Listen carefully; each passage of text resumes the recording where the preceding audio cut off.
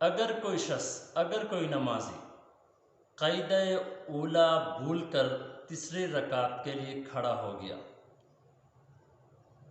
बस अगर इस कदर खड़ा हो गया कि उसके घुटने ज़मीन से अलहदा हुए या घुटने ज़मीन से अलहदा नहीं हुए, वो बैठने और खड़े होने के दरमियान में है, उस वक्त अगर उसे याद आ जाए क़ायदा उला तो फ़ौरन बैठ जाए और तहियात पढ़ ले और उसके ऊपर आखिर में सजदा सहव भी नहीं है। लेकिन अब अगर वो शख्स खड़े होने के ज़्यादा करीब है, ठीक है, लेकिन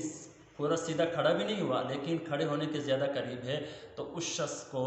अब अगर याद भी आ जाए तो उससे सीधा खड़ा होना चाहिए और तीसरी और चौथी रकात मुकम्मल कर लेने के बाद आखिरी कायदे आखिरा में जाकर उसके सजदा सहव कर ले, उसकी नमाज मुकम्मल होगी। लेकिन इसमें अक्सर गलती करते हैं और ये इमामों के साथ भी ये मसला अक्सर पेश आ जाते हैं। तो इसमें मैं देखा अक्सर बिस्तर मैंने अक्सर जगहों में ये भी देखा कि इमाम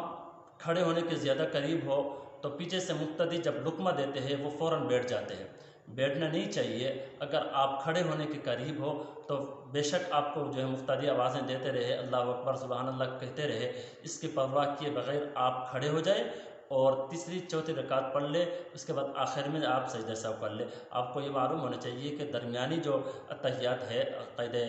उला ये वाजिब है, वाजिब के ताख़ीर होने की वजह से सजदा सहव वाजिब हो जाता है, वो आखिर में आप कर सकते हैं, लिहाजा वापस लौटने की ज़रूरत नहीं है। अल्लाह तबारक व तआला हमें समझ नसीब फरमाए।